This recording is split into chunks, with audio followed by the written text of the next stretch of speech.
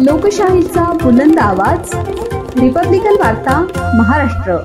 मध्यवर्ती गुन्हे शाखा नाशिक शहर यांनी मध्यवर्ती गुन्हे शाखेकडील पोलीस अधिकारी व अंमलदार यांना पोलीस आयुक्तालय हद्दीत अवैधरित्या मसाज पार्लरमध्ये वेश्या व्यवसाय करणाऱ्या पार्लर चालकांचा शोध घेऊन कारवाई करण्याबाबत आदेशित करण्यात आले होते। त्या अनुषंगाने मध्यवर्ती गुन्हे शाखा नाशिक शहर शाखेकडील पोलीस अधिकारी व अंमलदार हे वरिष्ठांच्या आदेशाप्रमाणे पोलीस आयुक्तालय हद्दीत मसाज पार्लरमध्ये वेश्या व्यवसाय करणाऱ्या पार्लर चालकांचा शोध घेत असताना मुंबई नाका हद्दीत आरंभ स्पा या नावाने सुरू असलेल्या मसाज सेंटरमध्ये बाहेरील राज्यातून महिला व मुलींना आणून मसाज पार्लरच्या नावाखाली वेश्या व्यवसाय चालू असल्याबाबत गोपनीय माहिती मिळाली।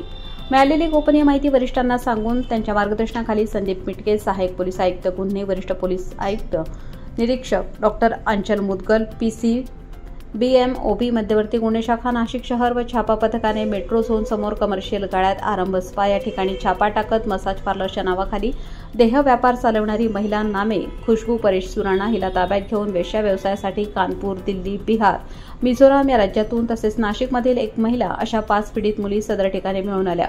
पीडित मुलींकडून आरोपी महिला हिने स्वतःच्या आर्थिक फायद्यासाठी मसाज पार्लरच्या नावाखाली अनैतिक देह व्यापार करण्याकरिता भाग पाडले म्हणून तिच्याविरुद्ध मुंबई नाका पोलीस ठाणे येथे गुन्हा दाखल करण्यात आला आहे। तसेच यापूर्वी देखील आरोपी महिला नामे खुशबू परेश सुराणा हिच्याविरुद्ध पिटा व पोस्को कायद्याने अंतर्गत गुन्हे दाखल आहेत। रिपब्लिकन वार्ता महाराष्ट्र विशेष प्रतिनिधी आनंद आभाडे, Nashik. Subscribe now and press the bell icon. Never miss an update.